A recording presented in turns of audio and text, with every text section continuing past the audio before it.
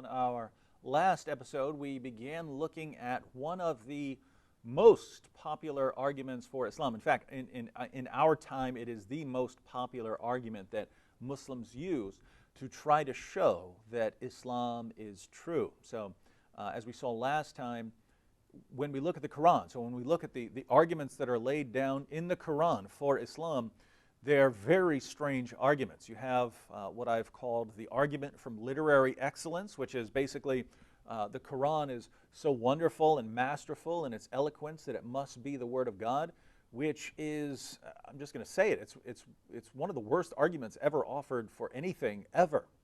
Again, that would be like saying that Mozart's music is so wonderful that it must be the music of God. It's like saying that Eminem's raps are so good that they must come from God, or the plays of William Shakespeare are so good that they must come from God.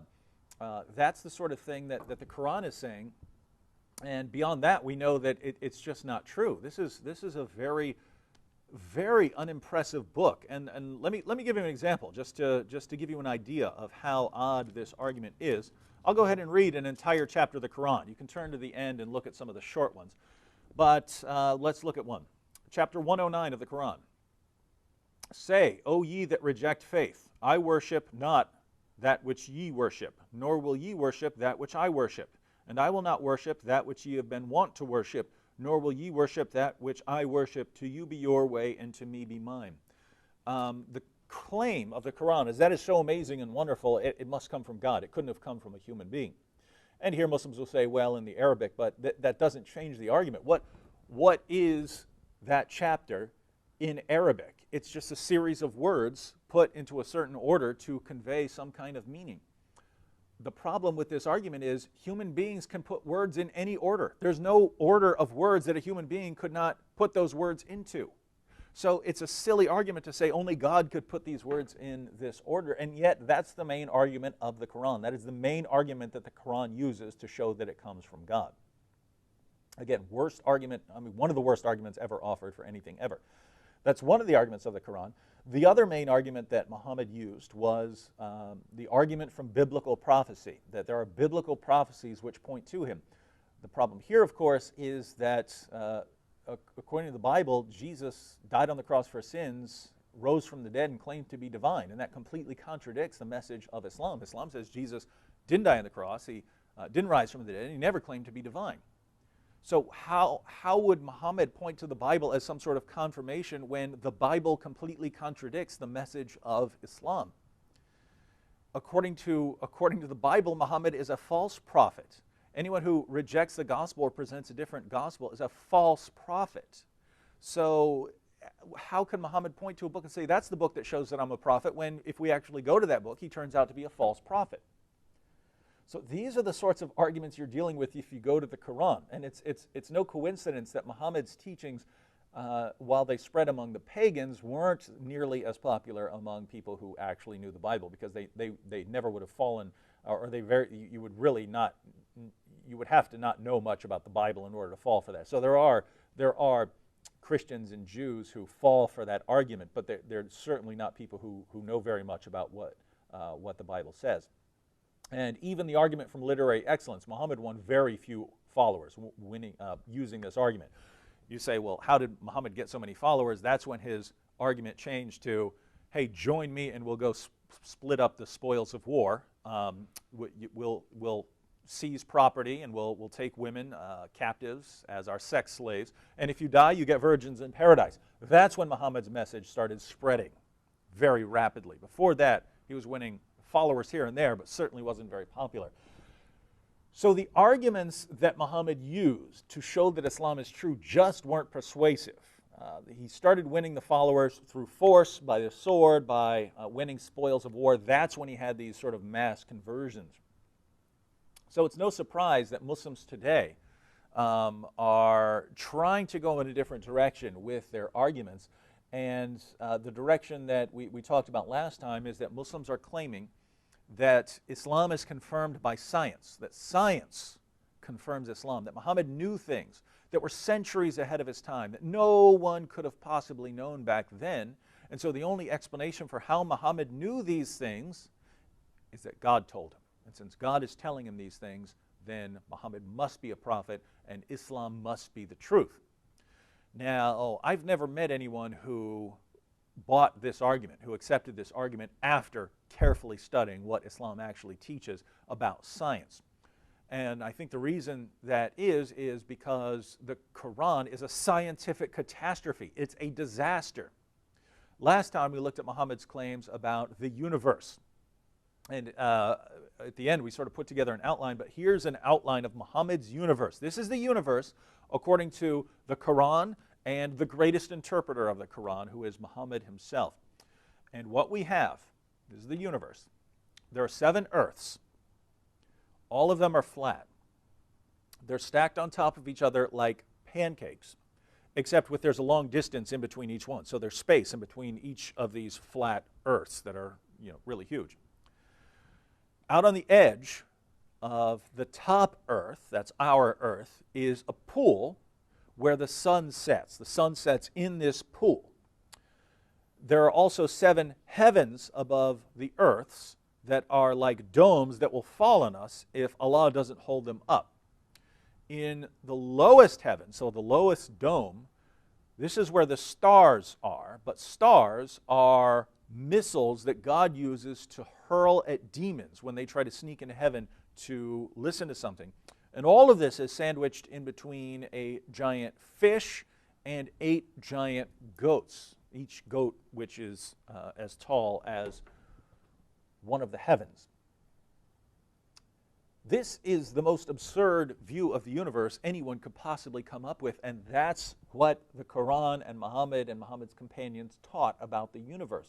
So if science somehow confirms Islam, where is the confirmation? Where does Muhammad make a statement that he couldn't have known? Anytime he speaks of something that ordinary people wouldn't have known, he gets it wrong. He gets it wrong every single time. So how does this confirm it? But we only looked at one issue last time. That's Muhammad's view of the universe. Right now we're going to take things in a different direction and look at Muhammad's view of human reproduction, because we have statements in the Quran, we have statements in the Hadith. Muhammad's going to tell us a lot about human reproduction, how the entire process of human reproduction. Let's take a look. Chapter 86, verses 5 through 7 of the Quran. We read, "Now let man but think from what he is created. He is created from a drop emitted, proceedings from between the backbone and the ribs." Here he's talking about a drop of semen or sperm. He says, let man think what he is created from. He is created from a drop emitted, so a drop of sperm emitted, proceeding from between the backbone and the ribs. According to Muhammad, semen is formed between the backbone and the ribs. So between your back, the backbone, your spine, and your ribs. That's in this area. Is this where semen is formed? No, it's not. That's not the job that's going on anywhere in here, right? So now Muhammad didn't know this. He thinks this is where semen is formed and it eventually comes out. But that's just totally wrong. So even here on the first step of semen production, Muhammad's getting it wrong. Let's see what else he says. Sahih Muslim number 608. Man's discharge, sperm, is thick and white, and the discharge of a woman is thin and yellow. So notice, women have a kind of sperm too, and man's discharge is thick and white, and the discharge of women is thin and yellow. So there's a difference between them. Now, that's just false. If he's talking about human reproduction here, women don't have anything that's like semen or sperm. Women have an egg, an ovum, and so they're very, very different. It's not a thin yellow fluid. So Muhammad's getting the most basic elements of human reproduction, he's getting them wrong. But let's go further. Sahih Muslim number 3328. Salama said, "O Allah's apostle, Allah does not refrain from saying the truth. Is it obligatory for a woman to take a bath after she gets nocturnal discharge?" So a wet dream, as men get. He said yes, if she notices the water, i.e. the discharge. Salama smiled and said, "Does a woman get discharge?" So she's asking him, do we get discharge or nocturnal emissions like men do? Allah's apostle said, then why does a child resemble its mother? Notice, she asks, do we have something like you men have, that is semen? And he says, of course, because sometimes the child resembles its mother. So you must have a discharge that's similar to the semen in a man, because sometimes a child resembles its mother rather than its father. So we know why a child resembles its father. It's got something to do with what the man is doing. So obviously women are the same, and they're not. They're not. Because Muhammad is relating all of this to some sort of nocturnal emissions that's, again, like what most people would call a wet dream. Men have that, women don't, right? Because women don't have that sort of thing. They have an egg, an ovum. So Muhammad, once again, is getting everything wrong. Sahih Muslim, number 3329. Allah's apostle said, Gabriel has just now told me of the answers. So someone asked Muhammad 3 questions. And he said that, only a prophet could know the answer to these questions. And one of them was about why a child resembles the father's family sometimes, and why the child resembles the mother's family sometimes. And Muhammad he claims that he got the answer from the angel Gabriel. He says, as for the resemblance of a child to its parents, if a man has sexual intercourse with his wife and gets discharged first, the child will resemble the father. And if the woman gets discharged first, the child will resemble her. On that, Abdullah bin Salam said, I testify that you are the apostle of Allah. Now think about this. One, Muhammad believes that there is, men get a discharge, so men have an orgasm and then there is a discharge. And he believes that women are the same. They have an orgasm and then they release their fluid, which is similar to semen, except the semen of a man is thick and white and the semen of a woman is thin and yellow. And whoever has the discharge first, that's who the child will resemble. If you've taken any sort of biology class, you know how absurd that is. The woman's egg is not like that. She's not having sex and then the egg is released. The egg has already been released, right? The egg has been traveling a long time inside the woman, and when the man is releasing his discharge, the egg has already been traveling. So this is completely wrong, saying, oh, whichever parent has discharge first, that's who the child's going to resemble. This is nonsense. It's completely wrong. And notice, he's saying he got this from the angel Gabriel to prove that he is a prophet. And this man, who obviously knows nothing about human reproduction, says, I testify that you're a prophet. You couldn't have known this. And so what we have here is Muhammad would just seem to answer these questions, claim that he's getting them from the angel Gabriel, say them with complete confidence, and a bunch of people who are gullible and don't know any better are claiming that he's a prophet based on his amazing knowledge. But we find out that he's completely wrong. And so these people were converting based on nonsense, complete nonsense, that we now know is false. So my question for Muslims who want to tell us that Islam is the truth, what do you do now? These are the teachings that supposedly confirmed Muhammad as a prophet, and we now know that they are false. So if these are the things that were supposed to confirm Muhammad as a prophet, and they're wrong, why should we accept Muhammad? Especially when you say that we should accept Muhammad because of his amazing scientific insights, which are all wrong. I'm confused here. And it just sounds like there's a lot of deception going on from Muslims who actually know what Islam teaches. In other words, from your actual scholars who know what the Muslim sources say. When they say that Islam is, has all these scientific miracles, I think they're being deceptive, because if you've read this stuff, you know this is just nonsense. And so that's the scholarly types. They have to know that they're spouting nonsense if they've read this. And other than that, you have your average Muslim on the street who's never read any of this, who just thinks that Islam contains all these scientific miracles because that's what his leaders have told him. He's never actually examined the Quran, has never actually examined the Hadith, has just assumed that his leaders are telling him the truth when they're not.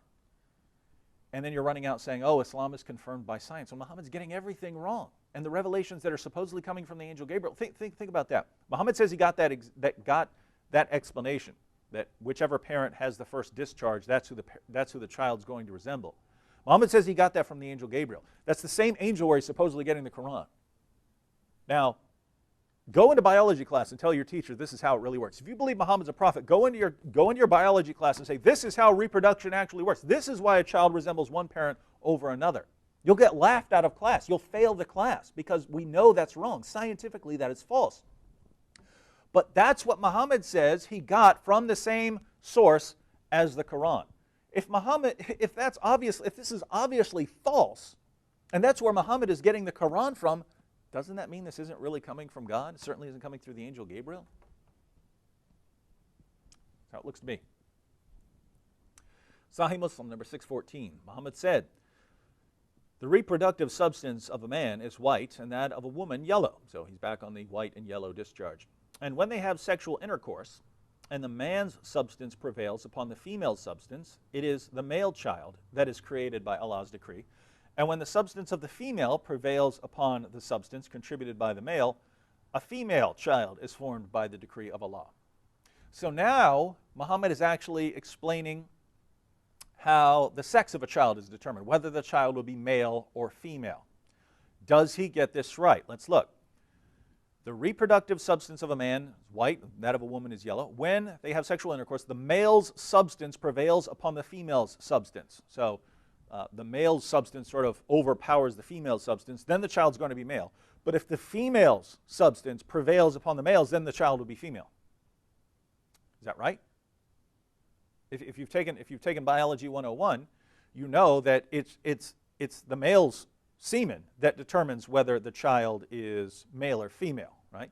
Because the woman only contributes an X chromosome.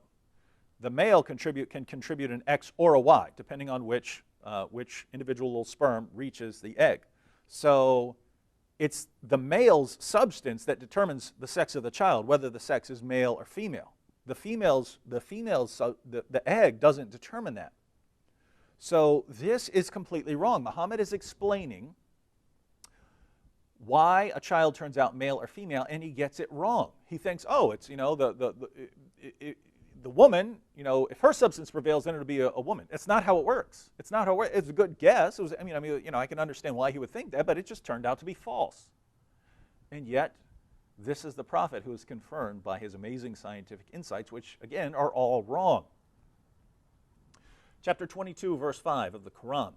Consider that we created you out of dust, then out of sperm, then out of a leech-like clot, then out of a morsel of flesh, partly formed and partly unformed, in order that we may manifest our power to you. So now we have a sort of sequence. Man is originally created out of dust, then is created out of sperm. So once a man is created, then new human beings are created through sperm.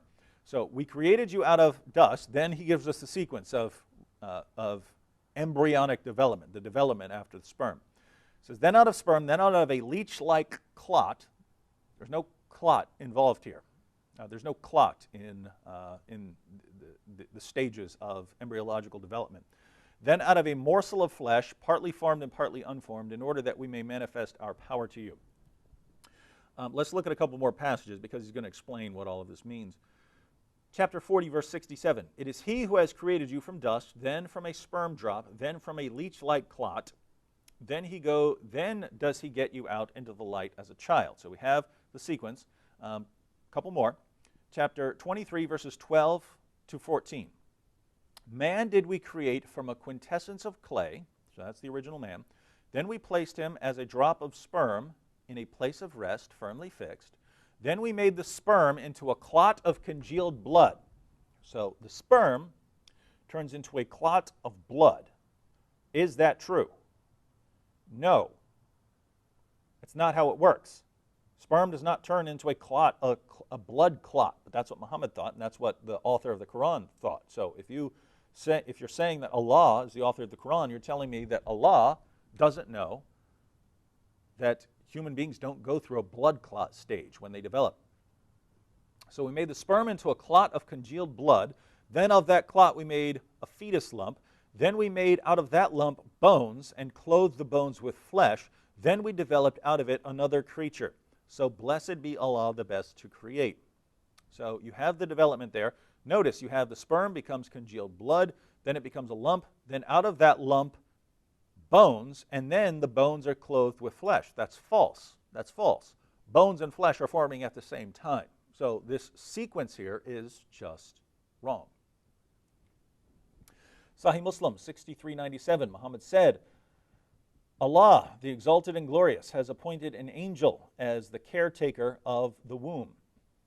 And he would say, my Lord, it is now a drop of semen.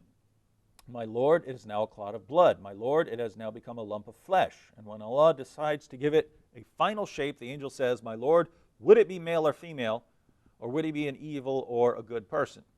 Notice here, Allah only decides male or female, which sounds to me like he contradicts what he says earlier about the substance of the man or the substance of the woman prevailing and deciding the sex.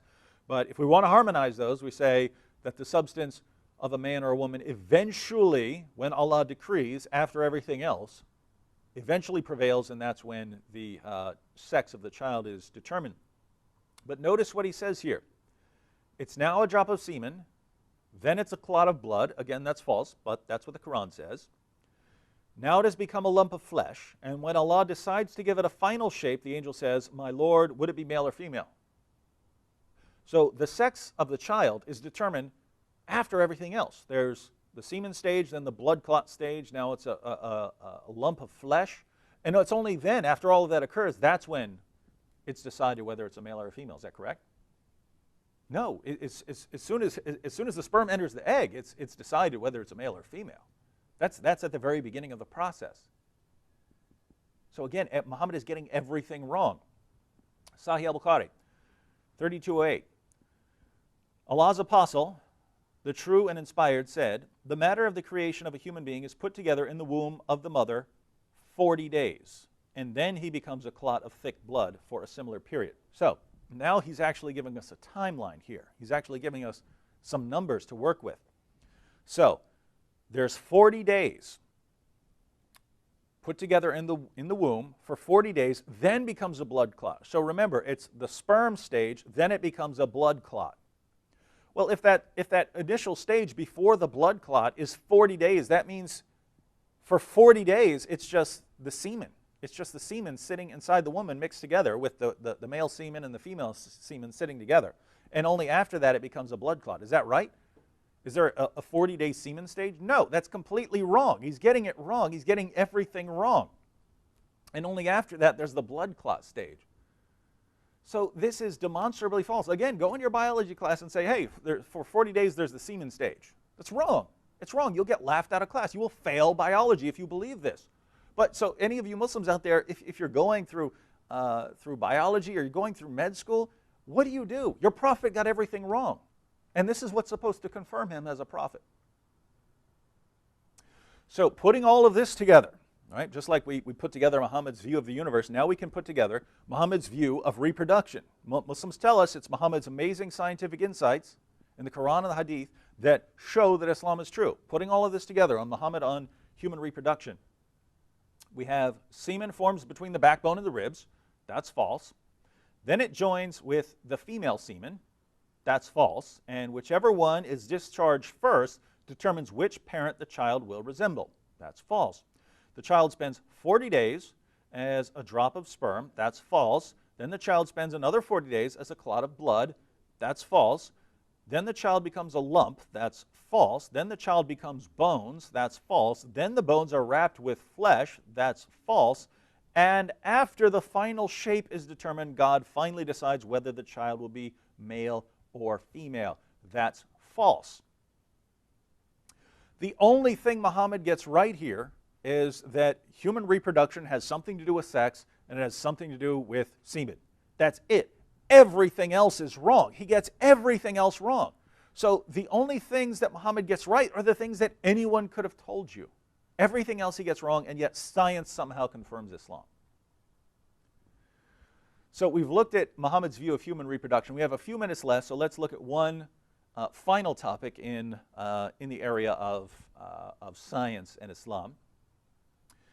We'll look at Muhammad on disease and personal hygiene. Muhammad's going to give us some insights on disease and personal hygiene. In the Quran, chapter 4, verse 3, says that Muslims can marry up to 4 women.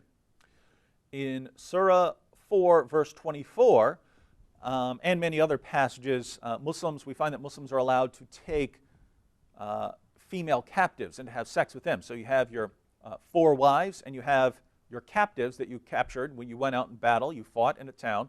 You took the women captive. Think about this. You can have female slaves, female captives, and your wives. I'm going to point this out. Monogamy is the best defense against the spread of sexually transmitted disease. The more people you're having sex with, the more you're going to spread disease. So you go and attack a town. You beat the town. You defeat the town. You take some captives for yourself. You don't know what diseases those women have, and you have sex with them. Now you've got the disease, and then you go back and you have sex with your 4 wives. Now all 4 wives have the disease. The other women have the disease. You have your wives. You're having your children, and they have children. Now the children have the disease. This is horrible. This is a horrible practice. And yet this is laid down in the Quran itself. But Muhammad also gave us plenty of teachings on personal hygiene and the spread of disease. Sunan Abu Dawud, number 67. I heard that the people asked the Prophet of Allah, water is brought for you from the well of Buddha. It is a well in which dead dogs, menstrual cloths, and excrement of people are thrown. The Messenger of Allah replied, verily, water is pure and is not defiled by anything. These people want to wash up with some water from a particular well, but it's not a well with clean water in it. It's a well that's used as a garbage dump. And so they say it is a well in which dead dogs, menstrual cloths, and excrement of humans is thrown. Muhammad, should we be using this water and rubbing it all over ourselves? Muhammad says, water is pure and is not defiled by anything. Is that true? Do you believe that? Use some water with dead animals and human waste thrown in it and use that and rub it all over your body? You think that's good? That's what your prophet says, if you're a Muslim. Do you believe him? I'd like to see you go and carry this out. Actually, I don't want to see you do this because you could die from following your prophet here. Sunan ibn Majah, number 520. It was narrated that Jabir ibn Abdullah said, we came to a pond in which there was a carcass of a donkey, so we refrained from using the water. No, notice, that's smart. You got a little pool of water here. You got a dead donkey floating in it. Don't drink that. Don't drink it. So we refrained from using the water until the Messenger of Allah came to us and said, water is not made impure by anything. Then we drank from it and gave it to our animals to drink, and we carried some with us. So we weren't going to drink that dead donkey water, but Muhammad came along and he said, it's fine, drink all the dead donkey water you want. What's amazing is Muslims don't believe this. Muslims can only survive because they don't follow this, and yet they're not following things that their prophet said because they know they're wrong. They know these things are wrong. Sahih al-Bukhari, number 5782. Allah's messenger said, if a fly falls into the vessel of any one of you, let him dip all of it into the vessel and then throw it, the fly, away. For in one of its wings there is a disease, and in the other there is a healing or antidote for the disease. So, according to Muhammad, if a fly, which may have just been crawling on human waste or animal waste or something like that, may have diseases all over it, if it lands in your food or drink, dunk it all the way in, because even though one of the wings has a disease, the other wing has the cure. So you want to get all that cure off that fly so that you don't get sick. Is that true? No, that is ridiculous to say that, oh, this wing has the disease, this wing has the cure for the disease. Musnad Ahmed. Muawiyah said, I saw the Prophet sucking on the tongue of the lips of Al-Hasan, son of Ali, may the prayers of Allah be upon him, for no tongue or lips that the Prophet sucked on will be tormented by hellfire. So Muhammad is sucking on the tongues of his young relatives. But think about this, putting all of this together. You wash up in a well with a dead dog and human waste and menstrual cloths put in it. Then you drink some water from a pool with a dead animal floating in it. So you drink that and you're dipping the fly. You're going to die from this. You're going to die from this stuff. Muslims don't follow it. And so this is just amazing. This is an amazing situation. Everything Muhammad says about the universe that he could possibly get wrong, he gets wrong. Everything that he could get wrong about human reproduction, he gets wrong. Everything he could say about disease and that sort of thing, he gets wrong. He gets everything wrong. And yet it's science that confirms Islam.